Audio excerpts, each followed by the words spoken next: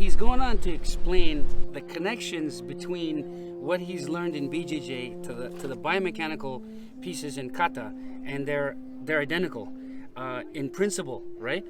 They might not look exactly like the kata, but they're identical in principle. So again, back to the question, why bother learning kata if you can do it just like that? It's direct application in BJJ. Here's my answer, and I want to hear Andy's.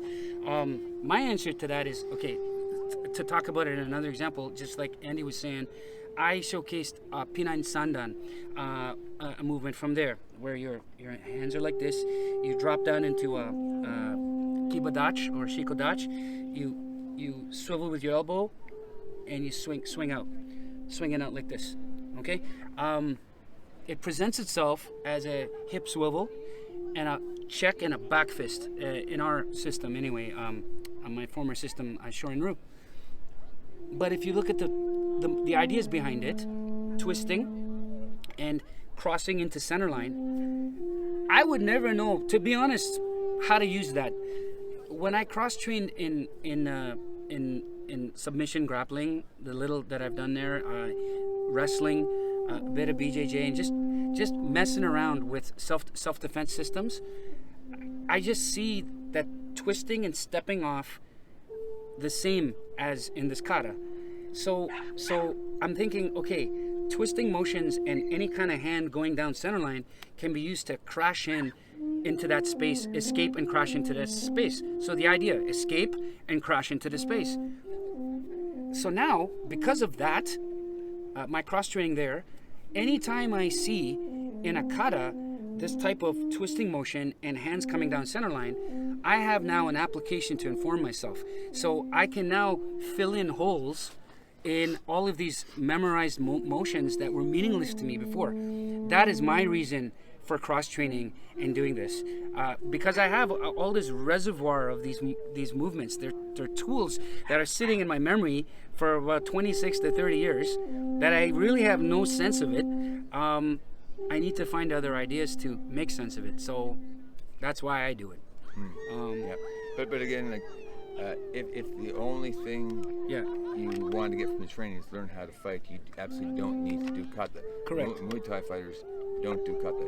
No. BJJ guys during They Cove, do drills. They do drills. Well, I mean solo things. Yeah, solo drills. You do your lines of shrimping across the mat and stuff. But during COVID, they would do some little rolling flow drills because they had to do something. And typically in BJJ, you need to have a partner. But you don't need to do solo drills to learn how to fight. But here it is. So traditionalists would say, oh, well, everyone does kata. Boxers do kata. BJJ guys do kata. When there was COVID, everyone did solo drills on a dummy. That's kata. I yes and no.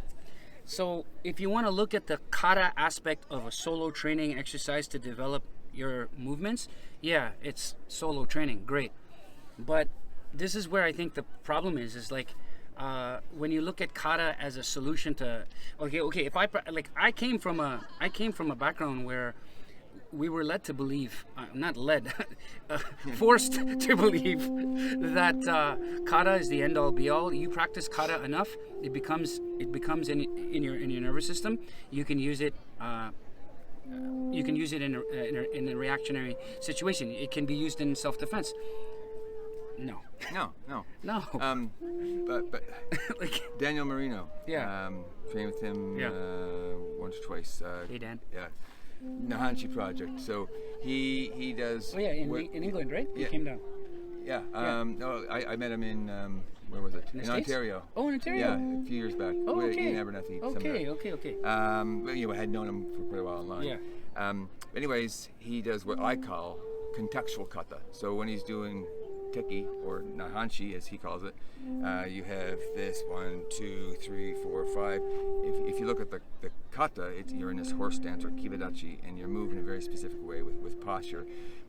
What he will do, and I would play with this a lot when I was during lockdown, is I'd move with a particular application in mind. Yeah. And so when I'm doing that, bunkai kata. right? Because when you're doing this can be a number of things. Yeah. It can be a chin strap and you're throwing the face to the floor. Yeah. Or it could be parrying a limb.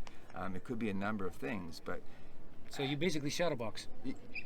that's what he's doing. Shadowboxing. So the nice thing about kata and frustrating thing is it's very generic. Yes.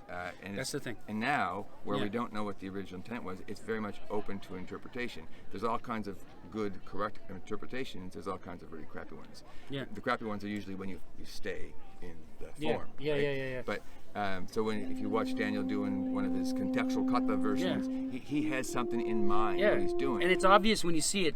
You know, you don't have to like interpret like, okay, Right. he'll do grabs and he'll do smashes like this and he'll do snap downs and knees, and you know, you can see it. But then if let's say he learned or I learned a different way to use the same movement, I'm going to move differently because Exactly. my context is much different than Correct. what the other interpretation would be. Correct. So that's the nice and frustrating thing about kata is it can mean, because in this day and age we don't know what the original intent was, so we can interpret it a number of ways. So it's a very generic way of movement, which is why I say you have to break the form to give the movement meaning. So by doing kata, yes, you're learning muscle memory, but it's not necessarily functional muscle memory. And of course, when you're punching with hikite, with your body straight and check, those are bad habits. They're correct form. Again, when we do kata correctly, based on the standards in your organization, we are conforming to arbitrary aesthetic ideals.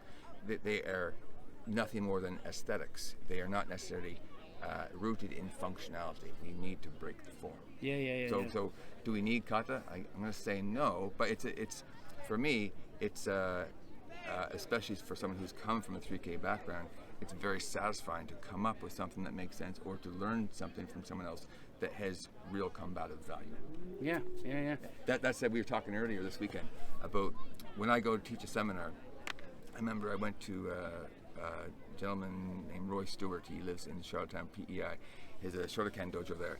And so I taught for him a couple times, and I can remember I was looking at Shotokan. It was something just kind of organically floated from a drill. It was a very small window of opportunity where we can stuff an arm drag. So when we're getting our arm drag, we can frame in the neck and pull it out. And I said, look, that's just Shotokan. I very specifically remember this young girl, brown belt, and I saw her in the video footage later, and she's looking at me, and it just, boom, this light bulb goes off.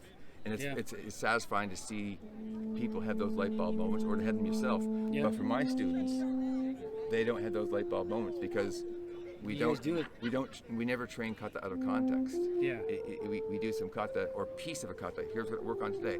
Here's the kata. Let's go look at the bunkai. And so they don't have those light bulb moments. They appreciate the drill for what it is. Because you train, you bring them to the realization almost immediately, or very close anyway. We don't wait until the brown belts. No. I mean, and you know what, guys? Like, you gotta understand, we're not trying to be critical here. We're both educators here, so we're trying to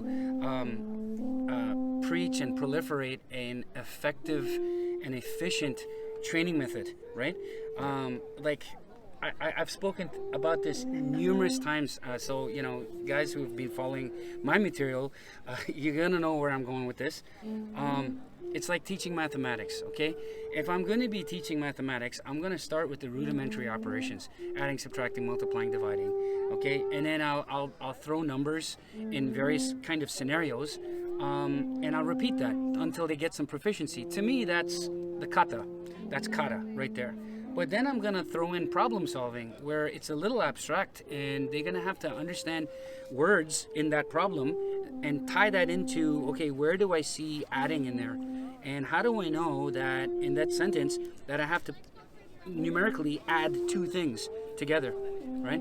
It's getting warm here at Peggy's Cove. I just want to say something. When I was talking about Roy Stewart's dojo and the light bulb moment that I saw in a couple of students, I absolutely did not mean that as a slight in any way, shape, or form.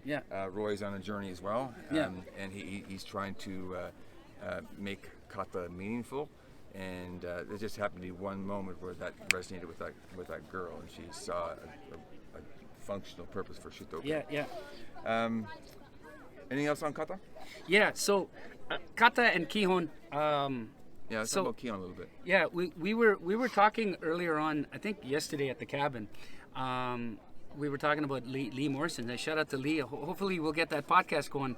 But anyway, I was talking about Lee Morrison, and Lee does a lot. If you haven't followed Lee's work, check him out. He's the urban combatives guy out of the UK. Excellent stuff. And a lot of karate guys that functional karate guys and just karate guys in general, when they look at his stuff, they see karate. And so one of the things that Lee does is he likes to do this thing called flanking. And so, your hands are up and you just push and move to one side. And you're in a deep stance for that second. And then you're coiling off, you're pushing off that supported leg into some ballistic strike and you're exiting. I said to him, I said, that looks very much like a Gedan Barai. And he paused and he had a smile.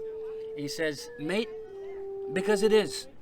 Yeah. And he says, did you know that I trained Shotokan karate for years, right? And so he says, I look at these movements and I try to look at it from a context of how can I ballistically affect limbs, and how can I use that to step off? Well, I've got kata movements that allow me to do that, and I'm just going to change the plane and use it as a crash, right, this way to get out. So that's... Yeah, and speaking of Get On Bright, I saw a post yesterday, and memory fails me where it came from, but the person had a picture, like a diagram of Get On Bright, and was going on to say it can be a block, it can be this, it can be that, and so on. And then someone made a comment, well, no, if you're using Get On Bright to be a strike, it's Get On Uchi. And so I made a comment something to the effect of, forget the names. The names complicate things, because back in the 20s, 30s, all these techniques were given names. Shutoke, Uchuke, Sotoke, because when you're teaching the masses and publishing books, you had to have a way to talk about them. And then if we name a movement, then it puts the blinders on us in terms of our thinking what it can mean. So forget about terminology. It's only useful in describing movements. But when one movement can have multiple purposes, like Get On Bright, it could be a block, it could be clearing a limb. It could be a destruction. You throw a shot here, boom. Trap, some sort of a trap, and I'm hitting you. It's right? Just, it'd be Jodan Brai, whatever. Jodan, whatever. But it's still. It could be a chin strap and throwing. So forget about names. The chin strap. And you throw the face to the floor. Forget about names. They're just movements.